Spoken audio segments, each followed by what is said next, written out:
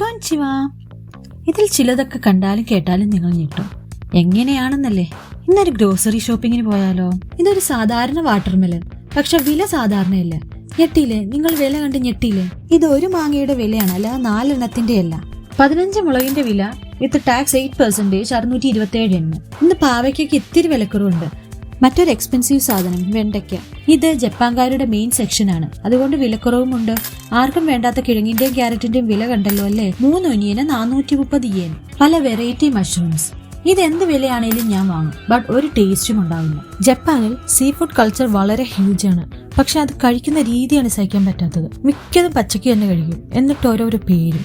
സഷിമി, sushi, കുറെയൊക്കെ grill സൂപ്പും. ജപ്പാൻകാർക്ക് ഇതൊക്കെ dinner, എനിക്ക് ഇതൊക്കെ ഡിസ്കവറി ചാനൽ ലൈവാണ്. ഇന്ന് കണ്ട പുതിയ ആളാണ് സീ പൈനാപ്പിൾ. ഇതും റോ ആയിട്ട് കഴിക്കും. ഇതെന്ത് മീനാണെന്ന് എനിക്കറിയില്ല, അറിയാവുന്നവർ കമന്റ് ബില്ലോ.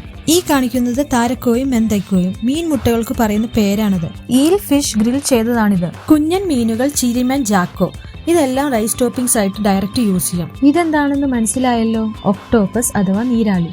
ഇത് കുഞ്ഞൻ കണവകളും കുഞ്ചും. സാൽമൺ ഫിഷിന്റെ എഗ്ഗാണത്.